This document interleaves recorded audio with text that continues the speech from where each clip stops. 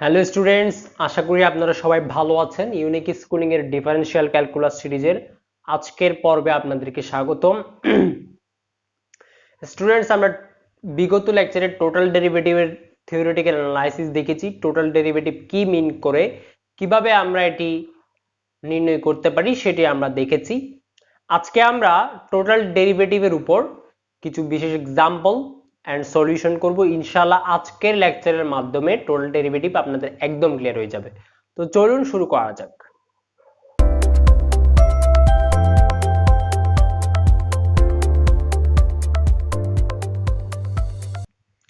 Students, আমরা তিন ধরনের এক্সাম্পল করব ইনশাআল্লাহ।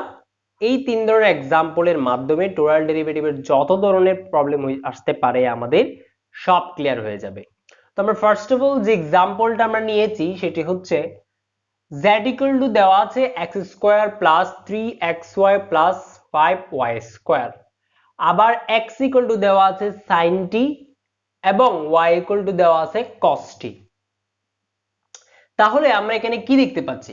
আমরা দেখতে পাচ্ছি z হচ্ছে x আর y এর একটি ফাংশন, আবার x আর y দুইটা t এর ফাংশন।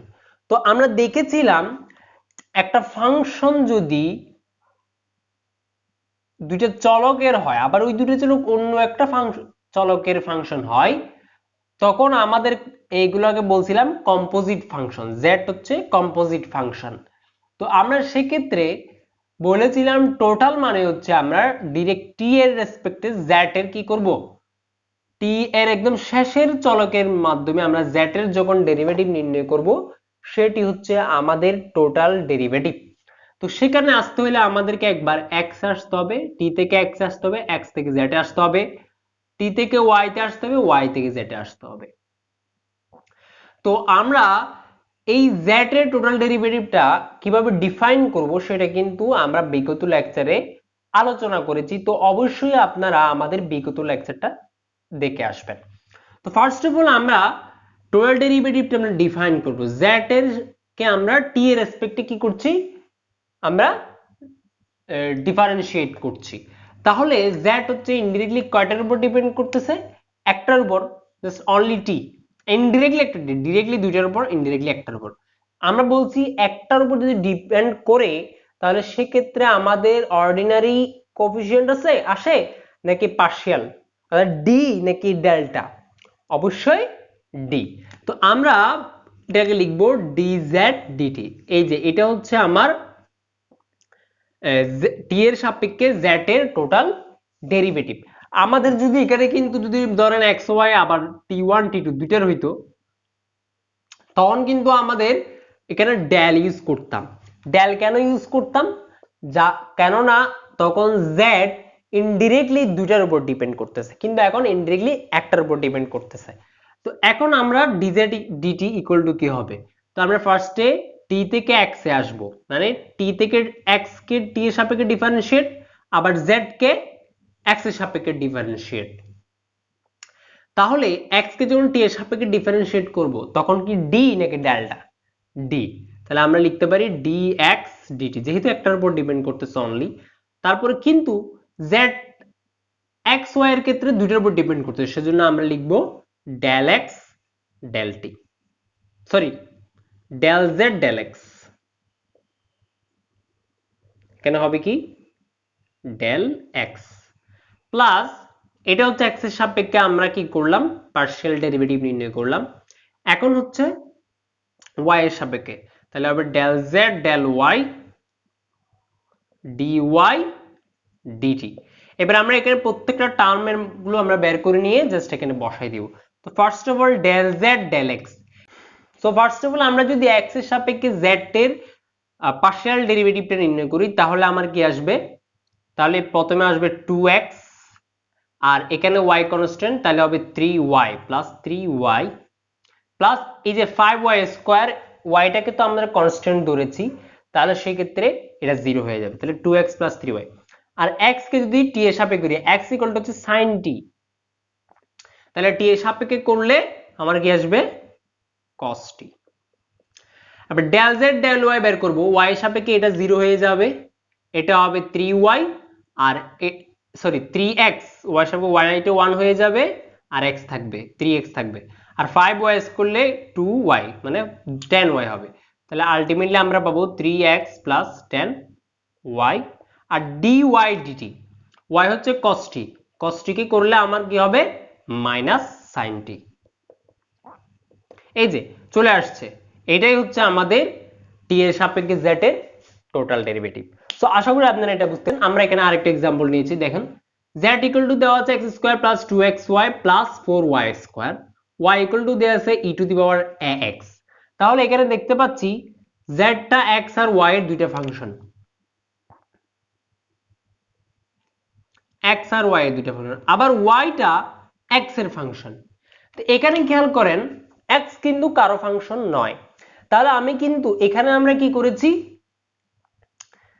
x নিয়ে যখন কাজ করেছি তখন del z del x dx dt কারণ আমরা x কে t এর সাপেক্ষে করেছি আবার z কে x এর সাপেক্ষে করেছি কিন্তু এখানে z টা অনলি x এর মানে কি মানে z টা অনলি কি x এর কিন্তু x কিন্তু কারো ফাংশন নয় তো x যেহেতু কারো ফাংশন নয় আমার ক্ষেত্রে এই টার্মটা কিন্তু আর আসছে না আমাদের এই যে এই টার্মটা কিন্তু আমার আসছে না আচ্ছা এখানে আমরা লিখি এটা এখানে কি হবে dz আচ্ছা এখানে dz এখানে আমরা করেছি t কিন্তু এখানে dz হোয়াট এখানে খেয়াল করেন একদম শেষ মাথায় আসছে কে x তাহলে এখানে মূলত আমরা করতে হবে dz dx একদম শেষ প্রান্তেরটা মানে লাস্ট যার ফাংশন ওইটার সাপেক্ষে করাই হচ্ছে আমার আসলে টোটাল ডেরিভেটিভ তাহলে আমরা এখানে কি লিখব তো ফার্স্ট অফ অল আমরা x তো আমরা যদি x এর সাপেক্ষে z কে করি তাহলে এটাই কিন্তু আমার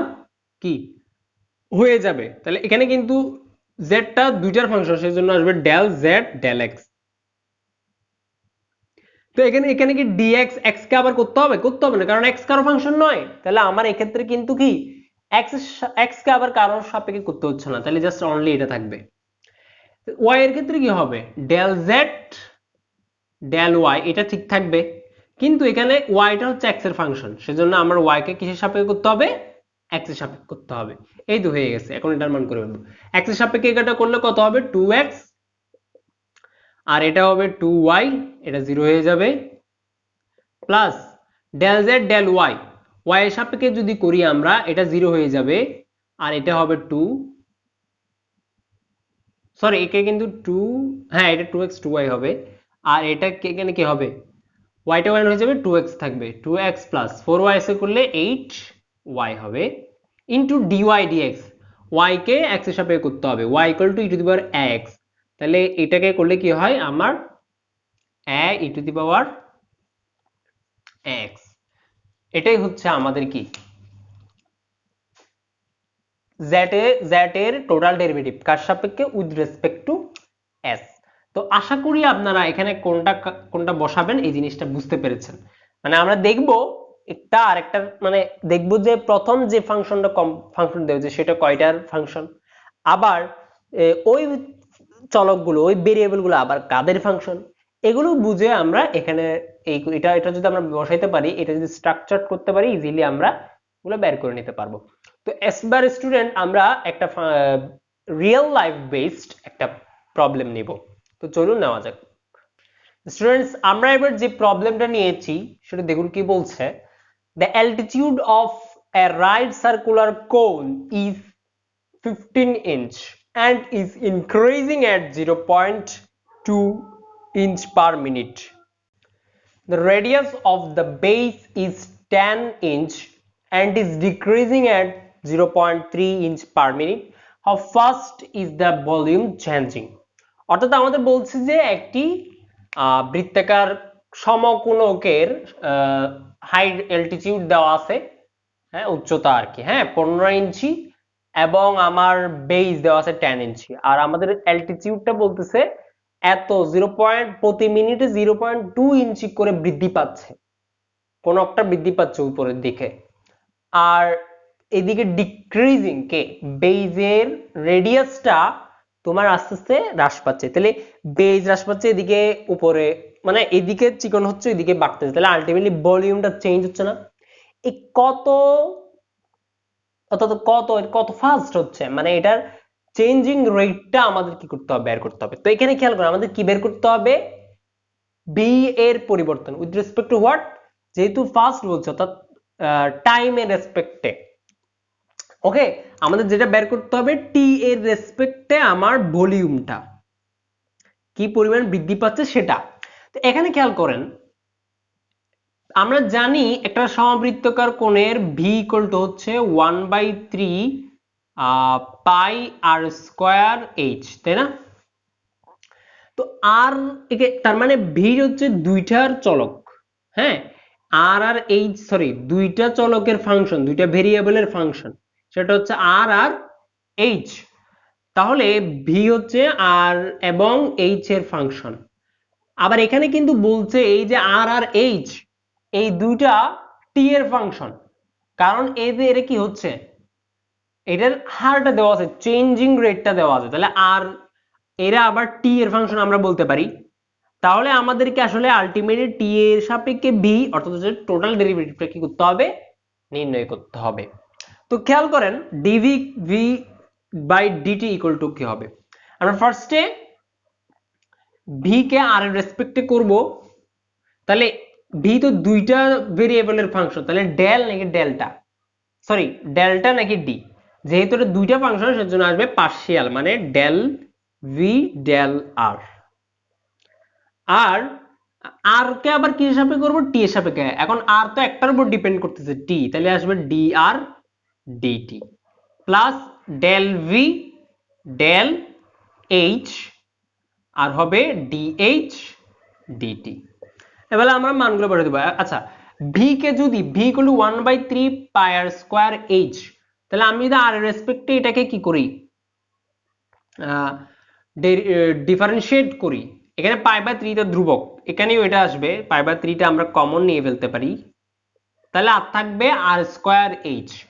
আর স্কয়ার এইচ কে যদি আমরা আর রেসপেক্ট করি 2r, এইচ টা কনস্ট্যান্ট, আলটিমেটলি থাকবে 2rh।